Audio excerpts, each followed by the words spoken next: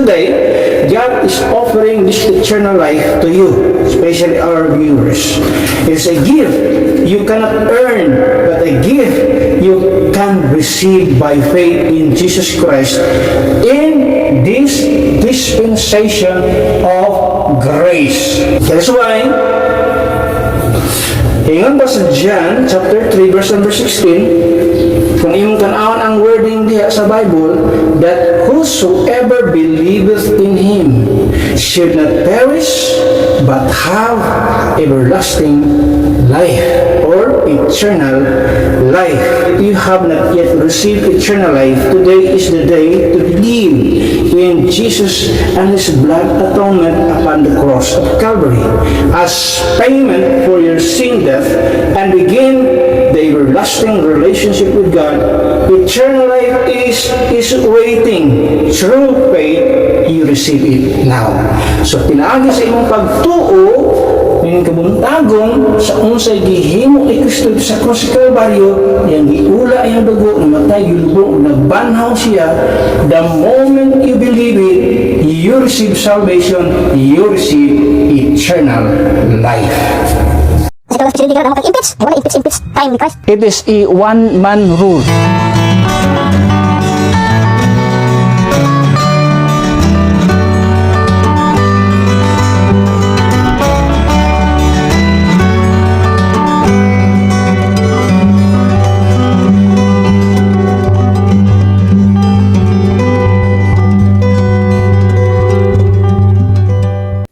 Okay, Romans 6 verse number 23.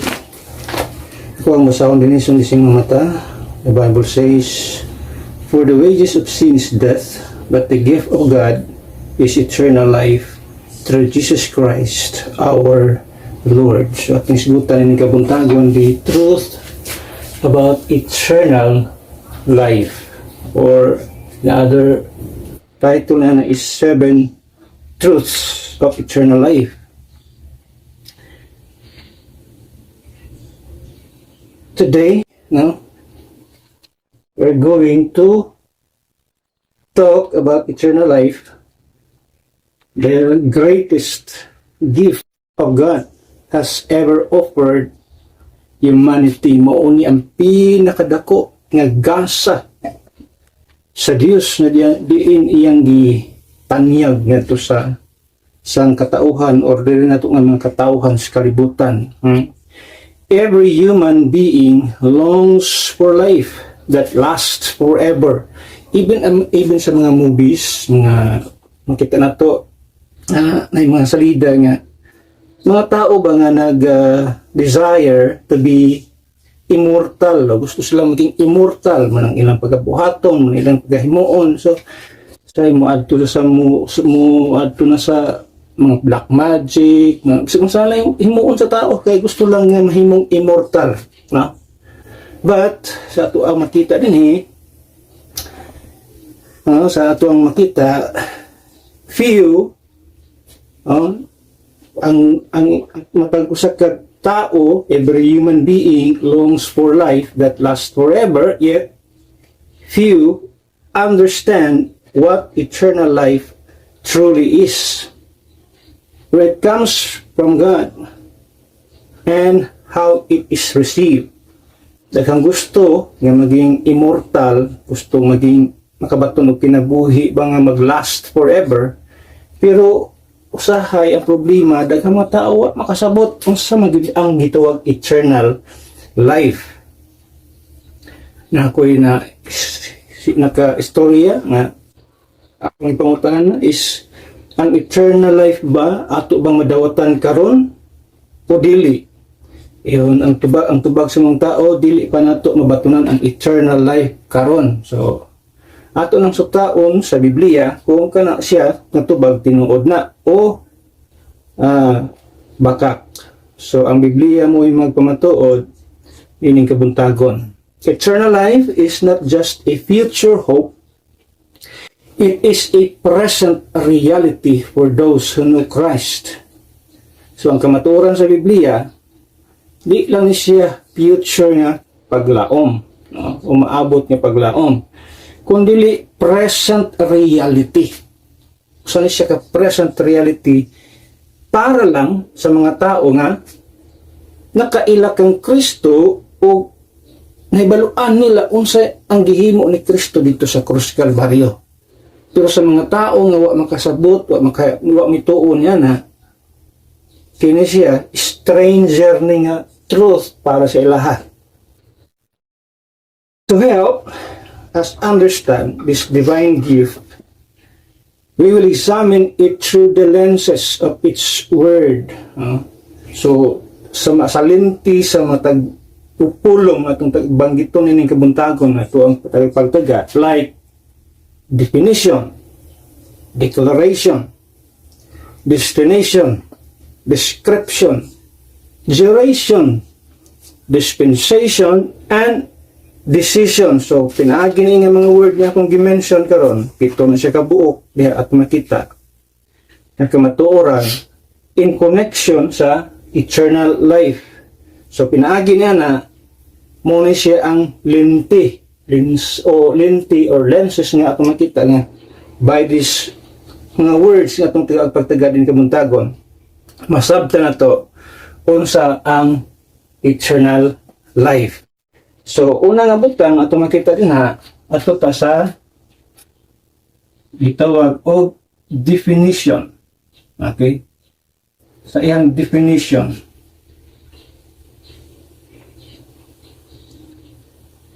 Now, unsa pag-define sa Bible ang eternal life? So, di ata magsugod.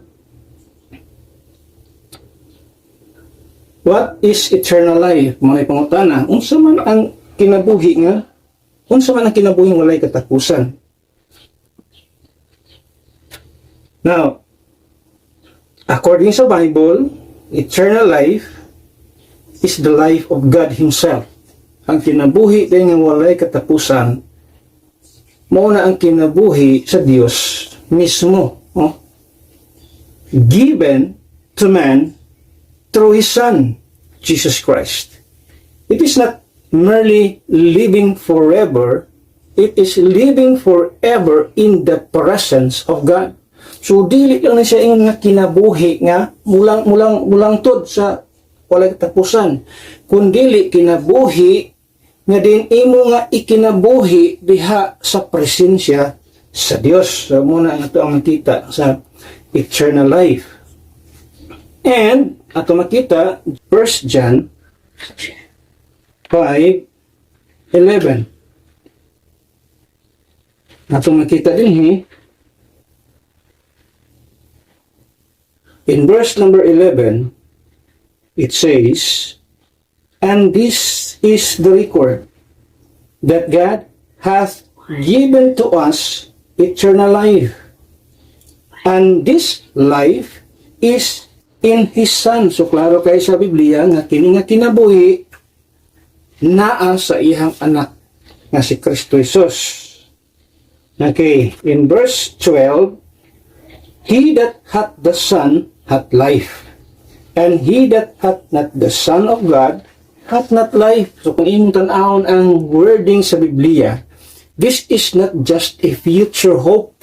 It is a present reality, a present possession nga mabatunan sa tao.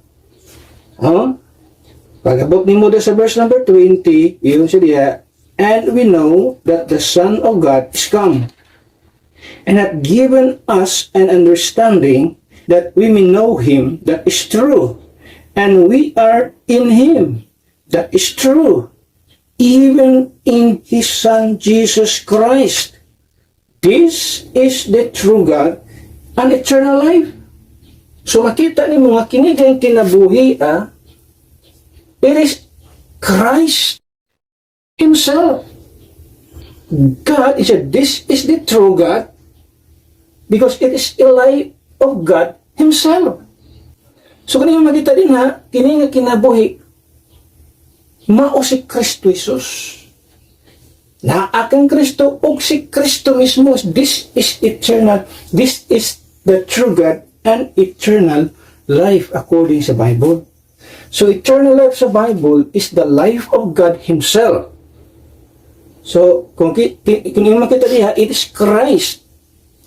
Because Christ is God. This is the true God and eternal life.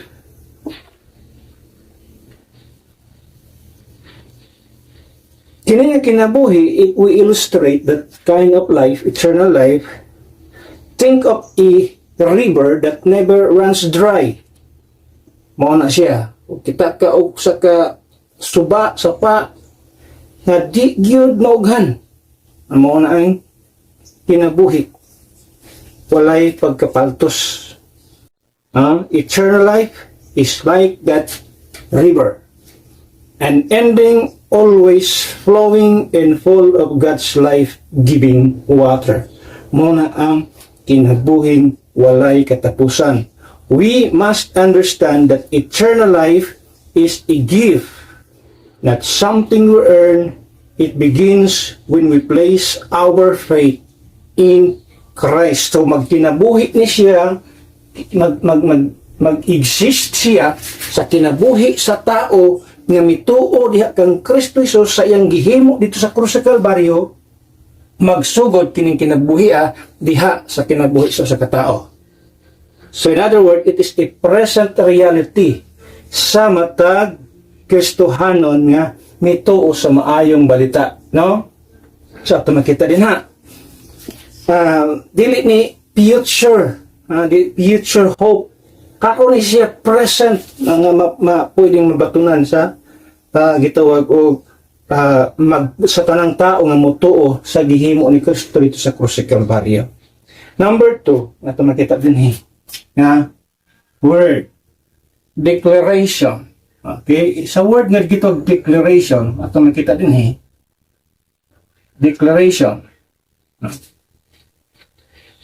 Kaya sa Bible nga kining word declaration sa Bible, kining eternal life, ang pangutana dia is, who declares eternal life? Kinsa may nag-declare ning eternal life, nga naano siyang eternal life, kinsa man ang nag-declare? Now, in the book of Titus, kung imong makita din eternal life is a promise and declared by God in His Word.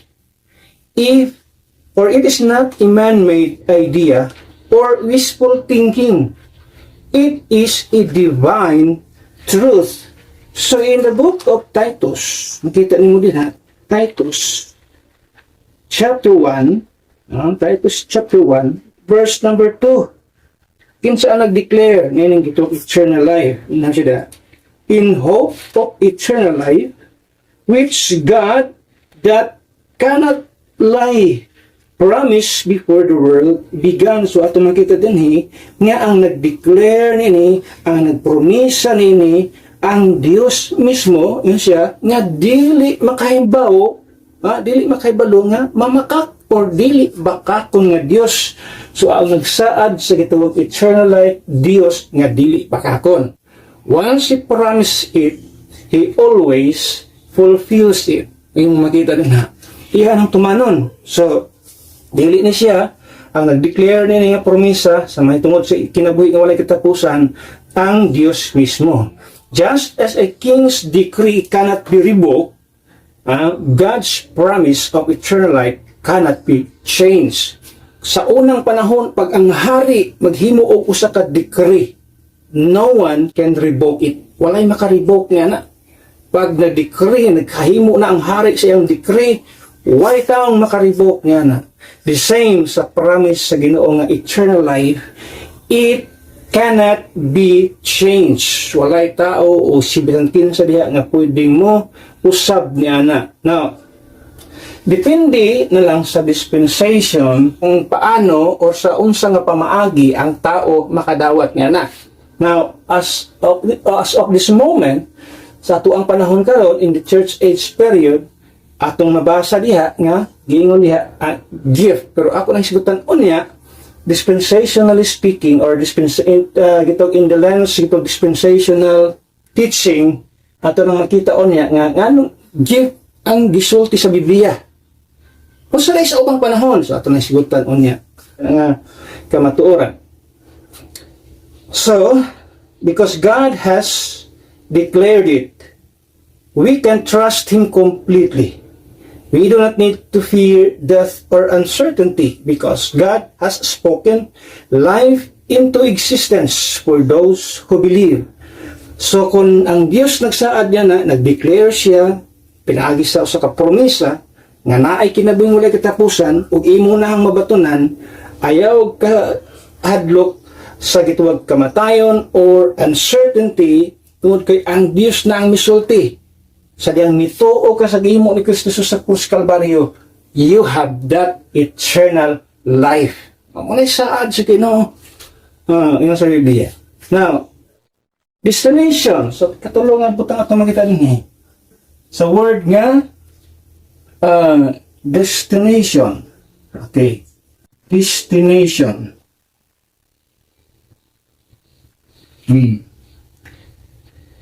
Ang pangutana diha is, where is eternal life spent? Asa man dakita ang eternal life ma-spent nimo, makinabuhi nimo. Sa Bible, eternal life is spent in heaven, in the presence of God, not in the realms of sin or hell. It is a life of peace, joy, and communion with our Creator. So, klaro ang makita din na kining eternal life, ang purpose niya na is to be with God. Spending your life with God in heaven. Yung makita din it is not a life intended for hell. Dili na siya kinabuhi na para sa impyerno. Kinabuhi na siya para sa langit. So, therefore, kini nga kinabuhi, dapat kini o kinahanglan gitang mabatunan sa tao. Ano man? Para impyerno, para langit na siya. Muna destination nila kinabuhi nga walay katapusan. If you have it, so you are in para ka sa langit. You're bound for heaven. Dili ka bound for hell. Pero kung wala ka ng eternal life, you're bound for hell, not for heaven. So, yung makita din sa ato ang text, di ba? Klaro ka sa Biblia, but the gift of God is eternal life through Jesus Christ our Lord. Kung imong tan-awon, ang eternal life is a gift of God. Connected siya sa Diyos. Connected siya kang Kristo Jesus. Now, remember, tagaan sa man nga mga kitog biblical nga mga personality atong imensya. God, asa man na nimuyo ang Diyos, di man sa impyerno. Langit man na. If this is the gift of God, di gina niya para iato sa impyerno. Para ginato sa langit. Imposible magpara impyerno ang eternal life. So, ang pag-spend sa eternal life is in heaven. Yung makita din dili sa itawag o impyerno. Through Christ our Lord. Through Jesus Christ our Lord. So, eternal life is not through good works. Dili pwede nimong ma-obtain through good works, through religion, through rituals, through sa panunguban niya, 10 Commandments, anything. Pero natin mga basahan as what I've said, na ay mga bersikulo nga naghisgot na tungod niya That's why we need to study this subject, this topic, dispensationally. Unya, kaya na arabay nagsulti sa Biblia po nga about sa kituwag commandments. Muna nga itong sigutan ng kabuntagon, kini nga mga butang, para dili magkalibog or maging confused ang usa ka tao. So imagine traveling to the most beautiful city you can imagine. One that surpasses all your dreams. The city is heaven and eternal life is the ticket. So, murabag nag-travel ka at kas usa ka nindot kayong lugar and that city kanang siyudad mo nang langit unya ang pamaagi lang niya, ang ticket lang niya na is eternal life. So kung wala kay eternal life, dili ka katug langit. So that's the reality sa kinabuhi.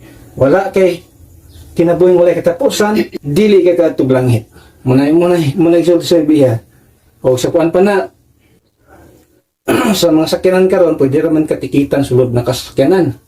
Pero kini dili pwede, Naiban pud nga mga sakyanan nga mulungkat jud kag ticket daan sa mga aeroplano, matskay kag aeroplano.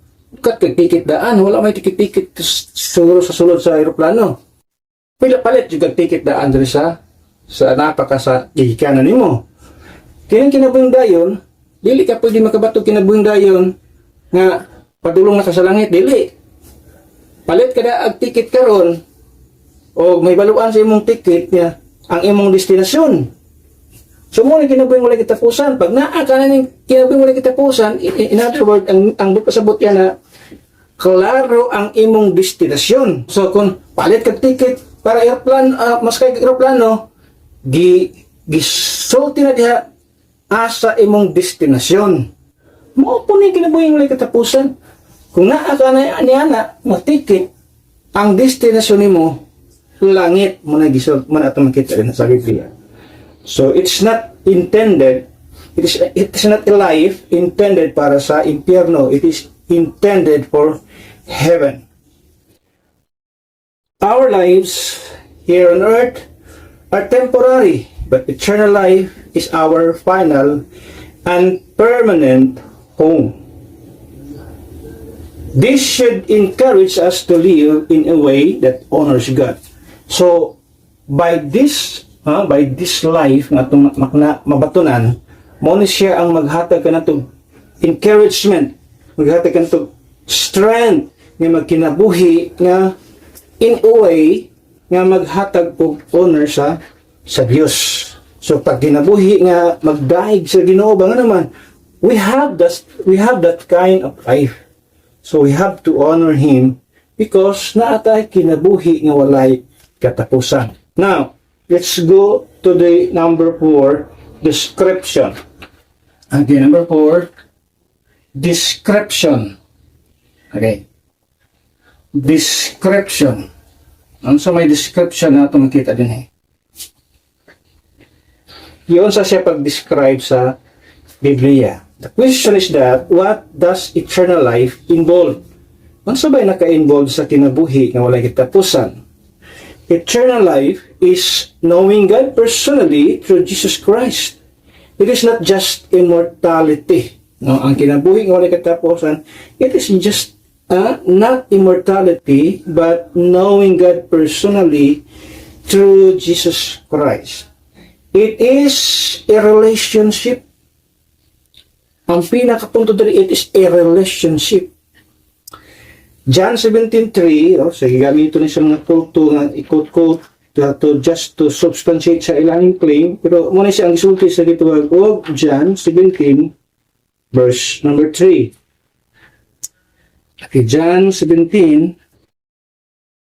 verse number 3.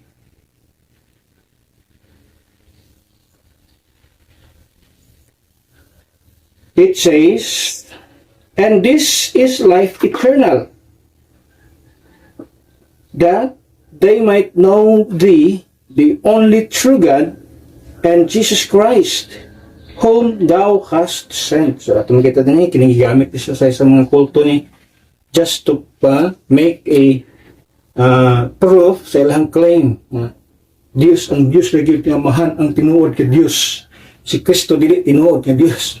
Pero itong ibasa kayo ngayon this is the true God and eternal life. So kung yung makita din usually, and this is life eternal, that they might know thee, the only true God, and Jesus Christ. So, naakay ilhon. Naakay dapat mailhan, kinsa, ang tinud-anay nga Diyos, o si Kristo Jesus, pag tinuod niya po na Diyos, pila ka mo Diyos? Sa Bible, isa yun ang Diyos. At makita din nga, naakay kinanglon ilhon. So in other words, it is not just immortality, it is a relationship. Kung imong tagaag pagtaga din it's like having a close friendship with someone you deeply trust and love. Eternal life is intimacy with God Himself. So, dili lang siya ingon nga immortality. Tingnan na kay ilhon, na kay mailhan niya ini. Ang pangutana is, do you know God personally? Eternal life is not a title, ritual, or religion. It is a living, personal connection with Jesus Christ. Dili pwede ni mo ning hibaluon ng eternal life without knowing God Himself, without knowing Christ Himself, or sa iyang gihimo dito sa krus sa Kalbaryo. Kinahanglan imo nang masabtan. In other words, it is mutually related kung imo tan-aw. Ha? Eternal life is mutually related to God and to Jesus Christ. Dili pwede nga eternal life ba imong hibaluon, o dili pwede hibaluon mo ang Dios o si Kristo Jesus mismo kung ano sa gihimo ito sa krus sa Kalbaryo. Muna ang gitawag eternal life, muna ang description nga ato makita sa Biblia. It is a personal relationship with God through Jesus Christ, our Lord. Ato makita din ha, kinahanglan mahibaluan nimo kinsa ang Dios, kinsa si Kristo. Muna ang kinabuhing walay katapusan. Now, at ito sa number 5. Duration. Sa ang duration? Ang span niya, ang iyahang gidugayon. Kung mapalit ng mga butang sa kalibutan, na yung mga duration na say time limit. So nabay time limit ang kinabing walay katapusan. So the question is that, how long does eternal life last? Kano sa tama matapos ang eternal life?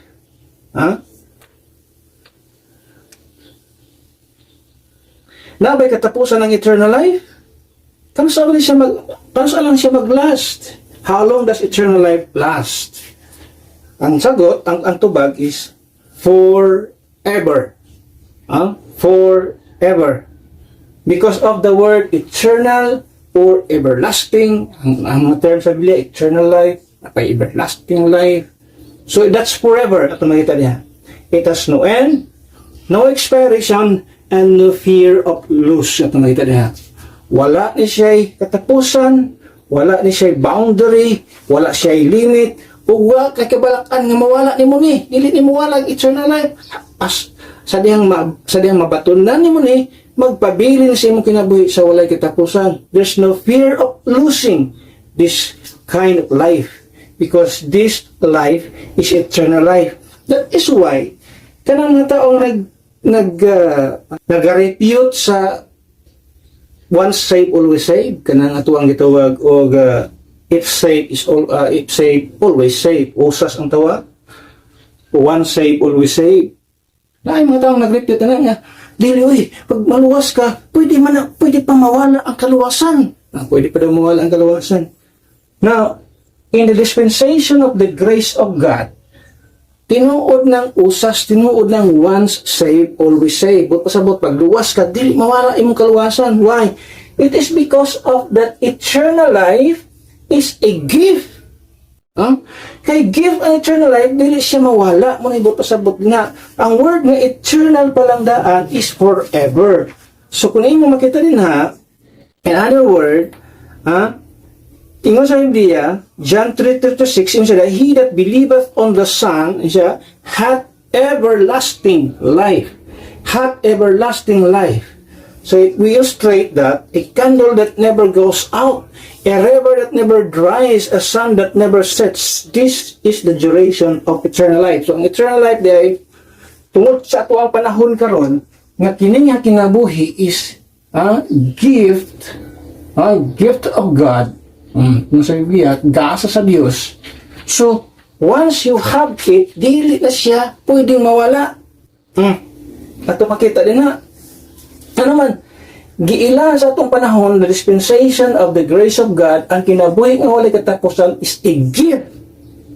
So, sa itang imong madawatan, dili na siya mawala diha sa imo ha. It's forever. O sa kanta na, forever yang, dili siya forever yang, it's forever life. It's life forever, it's life eternal. Itong atong makita din ha. So, muna ang gitong duration sa eternal life, walay pagkatapos. We can live with the hope and confidence because God guarantees that eternal life cannot be taken away. It is forever secure for those who trust in Christ. Wala kay angayan kadlukan, wala kay angayan kabalakan, wala kay angayan, di ka pwedeng magsakit og anxiety, di ka pwedeng magsakit og worriness, o sa parang bandiha nga naman. Ang kinabuhi wala katapusan, dili na ibalikod o kuha sa Dios. Kay ang Dios once muhatag siya og gasa, dili ni siya balikon niya kuha, dili. Mag-imuha na siya hangtod sa hangtod. That is why, in this dispensation, it is important to note nga kining kinabuhi wala katapusan, gasa sa Dios. Ato nang sundon sa number 6 ato nakita din. Okay, sa number 6, gitawag ato siya of dispensation. Okay, dispensation. Anong importante nga ito masabtan ang dispensational teachings sa gitawag eternal life. Okay, dispensation. Now, dispensation, ato makita nga, why do we need to understand that eternal life is a gift? Anong kinahanglan itong masabtan nga? Ang kinabuhing wala katapusan, gasa sa Dios. Dinhi sa panahon sa grace or sa gitawag dispensation of grace, because eternal life isn't a gift in other dispensations. So kung inisgutan di ay ang Biblia, ang kinabuhing walay katapusan, dili siya gasa sa uban ng mga dispensation ato makita. Okay? Only in the dispensation of grace, giila o gipakita sa Ginoo, gi-declare sa Ginoo nga ang eternal life gasa sa Dios. For example, atong tagaan ng mga bersikulo at mga bersikulo sa Biblia. Matthew chapter 19 verse 16 to verse number 17. Matthew chapter 19 verse number 16 to 17. Okay, it says, "And behold, one came and said unto him, Good master, what good thing shall I do that I may have eternal life?" So pangutanan niya sa kang Kristo, siya, good master, usa may akong buhaton. So he's referring sa mga trabaho, work. What must I do? Usa akong buhaton that I may have eternal life. Iyon si Kristo sa verse 17. And he said unto him, Why callest thou me good? There is none good but one, that is God. But if thou wilt enter into life, keep, masay sultan Kristo, keep the commandments. If the Bible say plainly, do not obscure it. Klaro sa Biblia, plain and simple. Iyon ang tao dali. Master, o sumaya akong buhaton para makaangkon ko eternal life kung sa isulto ni Kristo. Gusto ka makabaton o kinabuhi, gusto kang musulod sa kinabuhi, yun siya. Keep the commandments. Now, kung sa in Matthew, di ba New Testament ning book of Matthew? No, it's not New Testament. The whole part of the book in the book of Matthew, dili ka makaingon nga New Testament na siya. Ang New Testament din sa book of Matthew, kung asa si Kristo namatay, dito asa dapit sa mong libro ba? Asa siya dapit namatay, diha nagsugod ang New Testament. So, all chapters, verses, nga wala pa ang kamatayon ni Kristo sa krus sa Kalbaryo, still Old Testament. Okay? So, chapter 1, chapter 2, chapter 3, until chapter 27, kung din si Kristo namatay sa krus Kalbaryo, all of those verses in chapters and verses are Old Testament passages. New Testament lagi na nakabutang. Dinhin ni sa sectioning nga gibutang sa Biblia. Pero ang realidad diha, basta wa pa kabot ang cross, wa pa ang kamatayon ni Kristo Jesus dito sa krus Kalbaryo, still Old Testament passages. Kung saan ito na pag-prove, takang sa Biblia. Kung sa isulto sa Biblia in the book of Galatians chapter 4, na si Kristo na tao siya sa babae, born of a woman. Yan siya. Born under the law. So, asa sa Kristo na tao, dinhi pa Iyon siya, born under sa gituwag o balaod. So, ang iyang kinabuhi di ay, nagkinabuhi siya under sa law. So, dili siya under grace. Pero there was, kung yung tanawon, there was a transition happening. Yung makita yun na.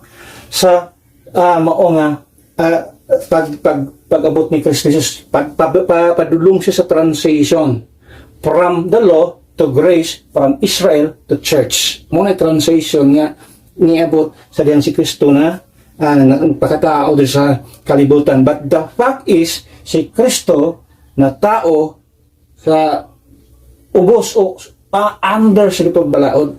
So he is living under the dispensation of law.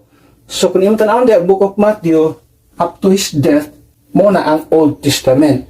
So ang sexuality ni Kristo Jesus sa mga passage, gusto ka kinabuhi, gusto ka musulod sa kinabuhi, yung sexuality niya, uy, gasa na, yan mo ba na sexuality niya? No. Siya, keep the commandments. So, in other words, eternal life in some dispensation was never like ours. No? Nga, gasa ang kinabuhi ng walay katapusan. Dili ingon ana sa upang panahon, dili. Another nga passage ito makita in the book of Mark chapter 10. Mark chapter 10. Kita to din nga dili gasa ang gituwag kinabuhing walay katapusan. O tanaw nato din the Mark chapter 10 verse 29 to verse number 30. Klaro ang passage ha? Plain and simple wording sa Bible. You don't need to obscure passages nga klarong-klaro na ba ang pagkasulti sa Ginoo. There's no such thing as kinahanglan pa interpretation. No, it doesn't need to interpret ang mga plain words ng gisulti sa Biblia. Na Mark chapter 10 verse number 29 to verse number 30. Kasi sulti diri sa pulong sa Ginoo yung diri. And Jesus answered and said, verily I say unto you, there is no man that hath left house or brethren or sisters or father or mother or wife or children or lands for my sake and the Gospels. Now, kung saan ang Gospels, it's not the gospel of the grace of God. It's not shed blood. It's not death, burial, and resurrection. Why? Wala po man si Kristo namatay diha. He's alive and kicking. Yung makita din na sa mong passage. So, it's not the gospel of the grace of God. It is the gospel of the kingdom. Una ang ito makita din siya. For the gospels. But kasabot, konektado siya sa gospel of the kingdom. Yun siya. Verse 30. But he shall receive an hundredfold now in this time houses and brethren and sisters and mothers and children and lands with persecutions. And in the world to come, and in the world to come, eternal life. So, unsay condition din you have to leave everything. Gusto kang makabaton o kinabuhi ng walay katapusan? Leave everything. Talikdi ang tanang butang. Willing kang mutalikod. Even sa tanan nga mahal na mas kinabuhi, imutalik din kanya imagine yana. In order for you to obtain that eternal life in the world to come. Not pag dili pag sa present, isa dili sa present ni panahon. In the world to come. Makita nimo diha. Nga wala magisgot nga kinabuhi wala katapusan gasa sa Dios. Dunay mga kondisyon nga gi-set ang Ginoo ganina atong gibasa ang gusto kang makabaton sa kinabuhi, gusto kang mosulod sa kinabuhi wala katapusan, keep the commandments. You have to do something. You have to obey the commandments of God. Dinhi imong makita dinhi gusto nimong maabatunan ang kinabuhi wala katapusan in the world to come, you have to have a sacrifice or personal nga sacrifice nga kaymoon sa imong kinabuhi bitalikdan mo willing kang mutalikod sa imuhang gitawag og mahal sa kinabuhi igsuon lalaki babae amahan inahan asawa ug mga anak o even sa imuhang gitawag og mga kayutaan willing kang isakripisyo na para lang in the future, in the world to come, maangko nimo ang kinabuhing walay katapusan. Kanya imagine yan ha? Diyos ko paliha o give the gift of God is eternal life? No.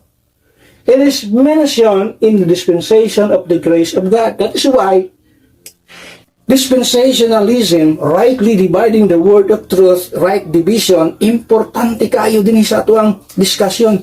Kaya ay mga tao nga nag-demonize sa ato ang teaching sa dispensationalism. Dispensationalism is a doctrine that divides. Can you imagine, ana? Huh? It's not a doctrine that divides churches. It is a way of dividing truth. Makita na, because if we don't divide the truth of the scripture, ma-confuse ka. Ano sa mga isulti sa Biblia nga daghan ng kayong contradiction ng isulti sa Biblia, ingon diri sa Matthew, magbantay ka sa kasubuan. Ingon diri sa gituwag ko Mark, kinahanglan kang maghimog personal nga sakripisyo, talikdan mo ang imong mga mahal sa kinabuhi, even yung mga kabtangan imo talikdan for the sake sa gitong eternal life. Can you imagine yan? One other passage, ito makita niya, Romans chapter 2. Romans chapter 2, verse number 7. The Bible says, to them who by patient, saan na siya?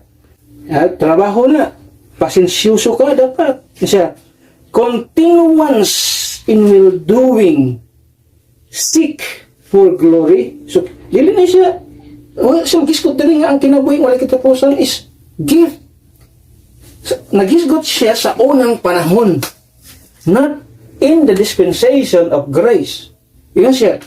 To them who by patient continuance in well-doing seek for glory and honor and immortality. What is immortality? Ano man kinabuhi wala katapusan?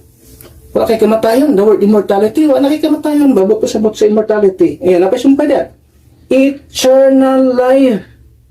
O gisgutan ba dahil ni Apostle Paul nga ang kinabuhi wala katapusan is a gift? No. Pero he is talking of different dispensation. Dili ni sa dispensation sa ato ang panahon karon. So in other dispensation, ang mga tao nangandoy sila kinabuhi nga wala katapusan, immortality, pero yun siya ilang gipangandoy na nagpasensya sila og continuance, nagpadayon sa paghimo o mga maayong buhat, isang in well-doing, continuance in well-doing. For just, para lang nag-expect sila ba? Nag-expect sila nga, at the end of, sa ilang kinabuhi, naghimo sila tarong, at the end of that, maangko nila ang tumong nila, immortality, eternal life. Can you imagine na? Now, lahi na ang pagkasulti diha. Now, in the dispensation of the grace of God, muna ng Romans 6:23, nga ang kinabuhing walay katapusan, but the gift of God is eternal life. Karon na sa atong panahon, ang kinabuhing walay katapusan was never a gift during sa other dispensation. Dili siya gasa sa uban nga mga dispensation. Dili siya gasa in the dispensation of law. Dili siya gasa. Ingon si Kristo, gusto kang makabatog kilabuhi, bantayi ang kasuguan. Keep the commandments. Tapos alang na mention nga gasa ang kinabuhi nga katapusan during sa dispensation of grace. That's why, if we study eternal life, dili pwede namang laktawan ang dispensational teaching about this life, about eternal life. We have that in gitawag ko in our old video, makita, dispensational teaching of eternal life. So doon na tayo spiritual or dispensational nga teaching yan. Itong ano kinanggalan na para to avoid confusion. Para masettle na to ang contradiction nga naa sa Biblia. Kung dili ma-isettle, mag-contradict ang imong teaching niya. Ang tao ma-confuse. Ano naman yung Biblia nga? Magkatandahan kayo mga tao mag-accuse, ginakusahan nila bang ang Biblia? Ang Biblia, biwatan sa tao, daghan kayong contradiction. Tinuot na siya, kanagkanjud ang contradiction sa Biblia kung dili ka kay balo mag-rightly dividing the word of truth. Importante siya ang rightly dividing the word of truth para ma-avoid mo ang confusion o imong maklaro ang mga contradictions na naka-state sa Word of God. Pero dahil mga tao, careless kayo. Reckless nga preacher ba nga mga reckless kayo. Thinking eternal life is a gift of God. Pero kung tan-unan nimo, bakit nang gisod sa Biblia nga di lagi ni gift of God din eh. O di na makatubag naman. Wala. They don't know how to rightly divide the word of truth. That's the truth na makita nila.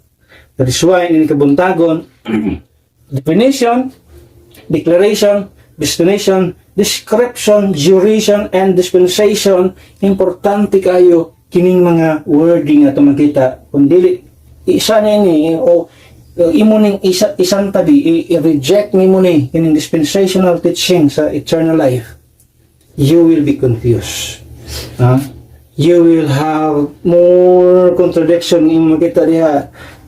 Sometimes you will doubt the Bible, you will doubt the Word of God, kaya kinibag Word of God, hinuo bali o dili nga nung daghan maning nagsumpaki maning mga gipangsulti sa Biblia din. So that's why kinahanglan nato ni mga wordings mo ni mga butanga ang maghatag og clear understanding amo din eternal life. Now, Al-Sa Kapito, number 7, the decision.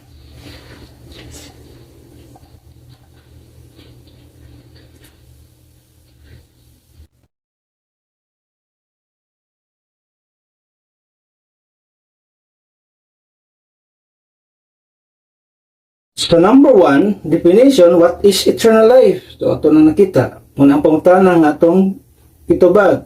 So, number 2 nga gitubag, declaration, who declares eternal life. So, ato nang gitubag sa pinagsapulong sa Ginoo. Sa number 3 nga destination, where is eternal life spent? Ato nang gitubag pinaagi sa pulong sa Dios. Number 4, description. What does eternal life involve? Ato gyud nang gitubag pinaagi sa Word of God. And then number 5, duration. How long does eternal life last? Still, ang Word of God naghatag og tubag ug atong gidiscuss niya kana siya. Number 6, dispensation. Why do we need to understand that eternal life is a gift? Ato sa nang gitupag kanina, because eternal life isn't a gift in other dispensations. We have read passages sa Biblia na nagpakita nga dili di ay sa tanang panahon ang eternal life gasa sa Dios. Only in the dispensation of the grace of God. Now, here comes number 7, decision. Kung saan pangutana din when will you decide to obtain eternal life? Kung saan man ka mag-decide sa iyong ginabuhi,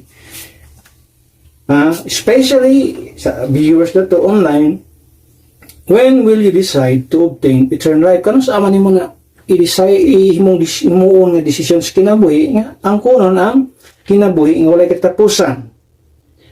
Ang tubag niya na dapat sa Biblia, now, not tomorrow. Now, not tomorrow. Dili pwedeng ugma. Why? Wa kay baloon sa may tabo. Unya ugma unsa pa? Sud adlaw, sud bulan, sud semana, sud bulan, sud you don't know what brings tomorrow. That's why ang Biblia klaro kayo, ang word sa Dios is now. Pero ang gusto sa Yawa is tomorrow. Ang gusto sa Dios, now. Ang Yawa, tomorrow. Muna gituwag o gisog atong kita sa Biblia. Klaro ka sa Biblia nga ang kaluwasan. Remember that? In other words, you don't wait. Don't wait for someone else. You decide now.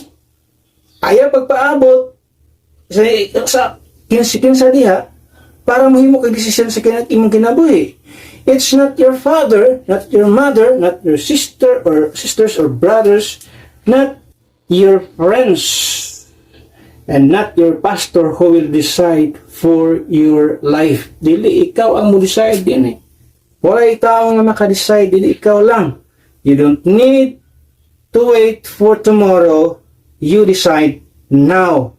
Nga naman, ang atong kinabuhi, iyon pa sa Proverbs 27:1, anong dili dapat mag-procrastinate, that word, procrastination.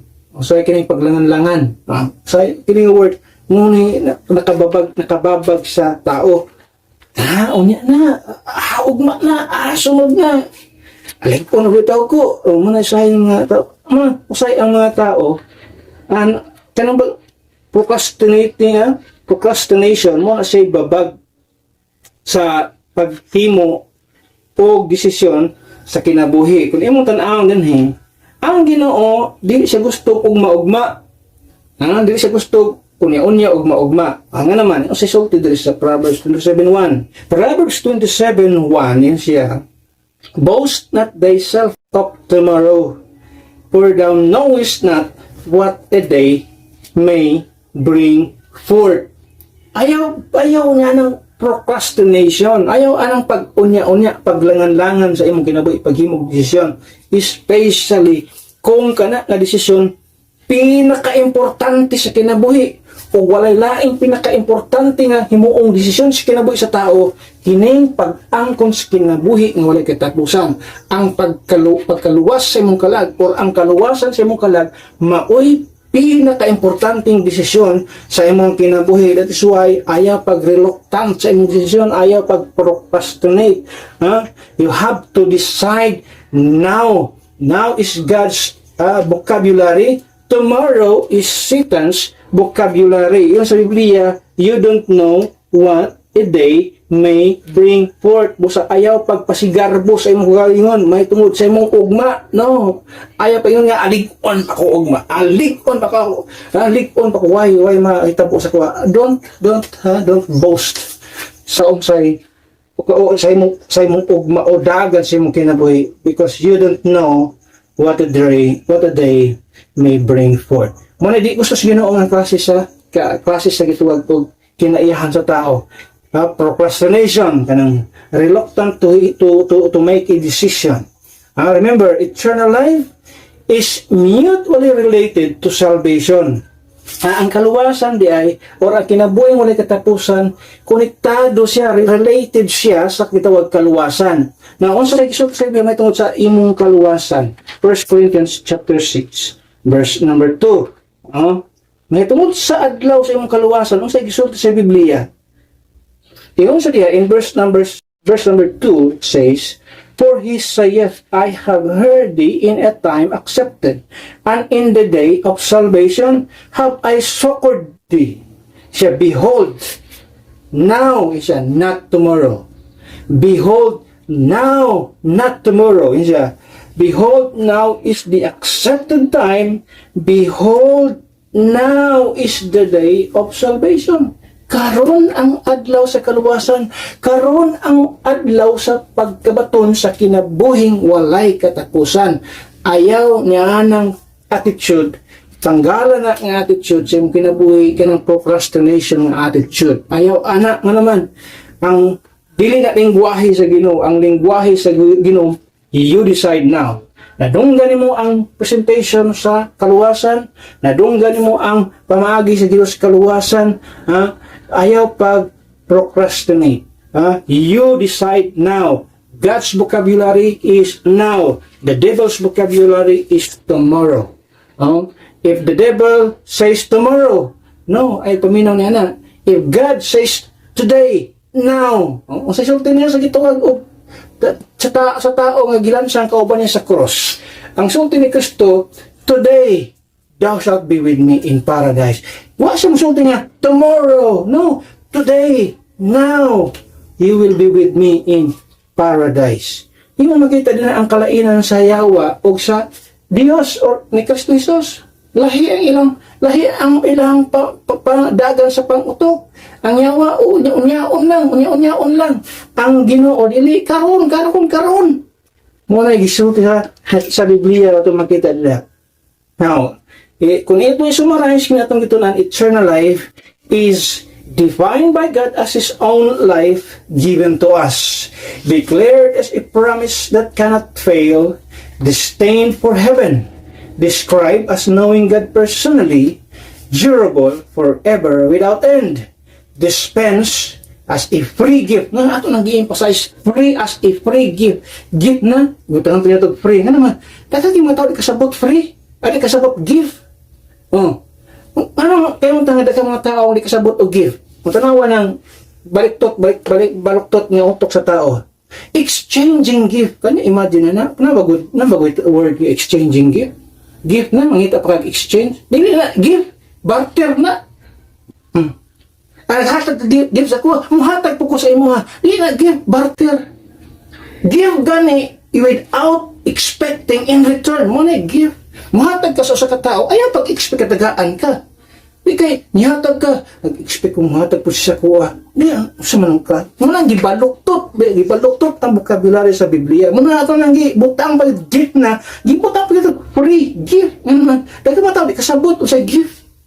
If you give gifts, yung makita niya, don't expect in return. Kaya ang yan nga, i-expectar ka. Balikan po kaghatag. Dili ingon anak. Ang gift, freely given na siya. But pasabot. So, dispense as free gift to everyone now in this grace or in the grace period.